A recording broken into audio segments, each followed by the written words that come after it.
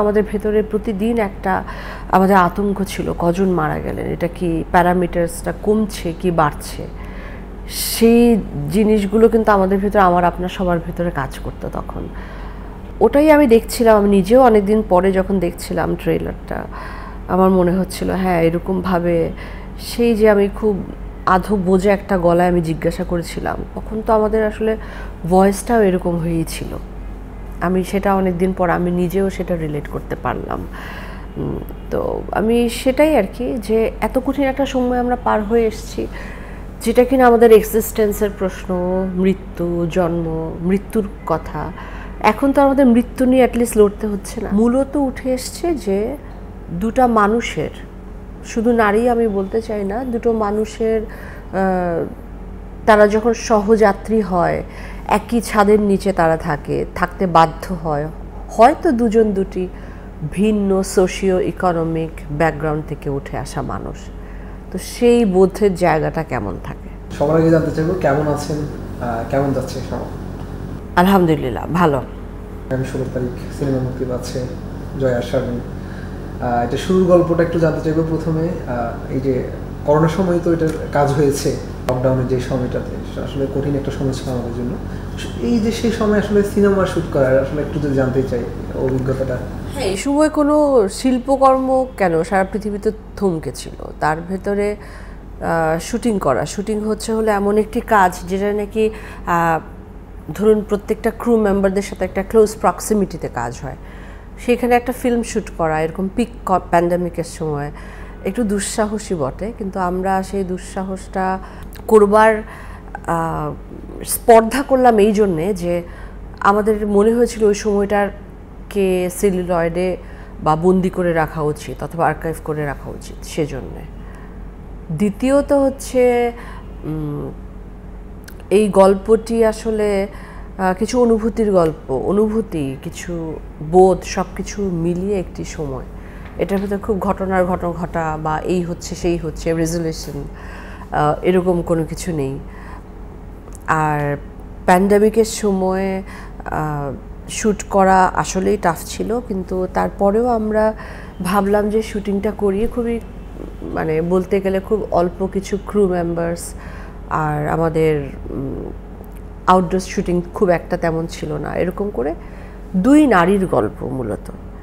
So প্যান্ডামিকটা এটার ব্যাকগ্রাউন্ডে আছে, কিন্তু এখানে যেটা মূলত উঠে এসছে যে দুটা মানুষের, শুধু নারী আমি বলতে চাই না, দুটো মানুষের তারা যখন সহযাত্রী হয়, একই ছাদের নিচে তারা থাকতে বাধ্য হয়, হয়তো দুজন দুটি ভিন্ন সোশিও ইকোনমিক ব্যাকগ্রাউন্ড থেকে উঠে আসা মানুষ। তো সেই বোধের জায়গাটা কেমন থাকে সেটি আসলে। আচ্ছা, এই যে পরিকল্পনা, যে শুরুটা আসলে মানে কার কনসেপ্টে আসলে? এটা আমাদের ডিরেক্টরের কনসেপ্ট, পিপলুয়ার খান, ওনার কনসেপ্টেই কাজটা করা। উনি বলেছেন তখন যে জয়া করতে চাই। আমরা তো আসলে তখন সবাই শ্বাসবদ্ধ অবস্থায় ছিলাম, আর আমি যদি যেই কাজটা আমার মূল কাজ, সেই কাজটা না করে কত দিন থাকা যায় বলুন।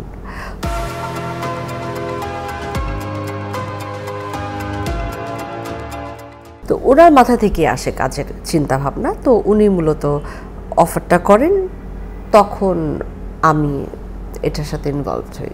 আমরা যতটুকু দেখেছি ট্রেলারে যে আসলে একদমই ঘরোয়া যে জীবনটা, আপনি একটু ম্যান্ডেন লাইফ একদম। আপনি আপনার জায়গা থেকে কি বলবেন যে দর্শক আসলে সেটিকে কিভাবে গ্রহণ করবে, বা আপনার প্রত্যাশার জায়গাটা কি? আমার কাছে মনে হয়েছে যে এই গল্পটা বলা উচিত, মানে বলতে পারলে ভালো, সময়টাকে আবার একটু রিকল করা। প্রত্যাশা আসলে খুব বেশি আছে, বা এই প্রত্যাশা সেই প্রত্যাশা, বাণিজ্যিক প্রত্যাশা সেগুলো নয়, কিন্তু লোকে ছবিটা দেখলে, সেই সময়টাতে ফিরে গেলে এবং সেই সময়টাতে আবার যদি দেখে, অনেকেই তো তখন নানান রকম কঠিন সময়ের ভেতর দিয়ে গেছে। কেউ তার পরিবারের খুব কাছের কাউকে হারিয়েছে, কেউ তার মাকে হারিয়েছে, কেউ তার পার্টনারদেরকে হারিয়েছে। সেই সময়টাকে আরেকবার একটু নাড়া দিয়ে যাওয়া, আর কিছুই নয়।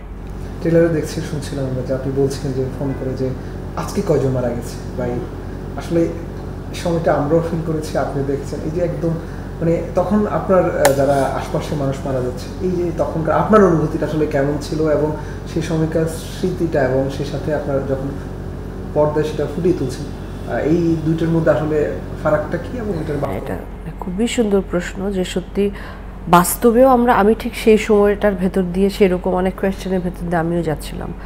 আমার খুব কাছের আমার মামা চলে গেলেন কোভিডে, আরও অনেকেই চলে গেলেন কাছের। তো তারপরেও আসলে এই প্রশ্নটা সারাক্ষণ আমাদের ভেতরে প্রতিদিন একটা আমাদের আতঙ্ক ছিল, কজন মারা গেলেন, এটা কি প্যারামিটার্সটা কমছে কি বাড়ছে, সেই জিনিসগুলো কিন্তু আমাদের ভেতরে, আমার আপনার সবার ভেতরে কাজ করতো তখন। ওটাই আমি দেখছিলাম, আমি নিজেও অনেকদিন পরে যখন দেখছিলাম ট্রেলারটা, আমার মনে হচ্ছিল হ্যাঁ এরকমভাবে সেই যে আমি খুব আধো বোঝা একটা গলায় আমি জিজ্ঞাসা করেছিলাম, তখন তো আমাদের আসলে ভয়েসটাও এরকম হয়েই ছিল। আমি সেটা অনেকদিন পর আমি নিজেও সেটা রিলেট করতে পারলাম। তো আমি সেটাই আর কি, যে এত কঠিন একটা সময় আমরা পার হয়ে এসেছি, যেটা কিনা আমাদের এক্সিস্টেন্সের প্রশ্ন, মৃত্যু, জন্ম, মৃত্যুর কথা। এখন তো আমাদের মৃত্যু নিয়ে অ্যাটলিস্ট লড়তে হচ্ছে না, তখন তো সেটা আমাদের একেবারে বেসিক ছিল, জন্ম মৃত্যুর একটি বিষয় ছিল। সেটা অনেক ভয়াবহ একটি বিষয়, আমরা এখনকার যারা মানুষ তারা এক্সপিরিয়েন্স করে গেছি, যেটা আমি জানি না আমাদের আগামী প্রজন্ম আসলে বুঝতেই পারবে কি না যে আমরা কী সিচুয়েশনের ভেতর দিয়ে আসলে গেছি।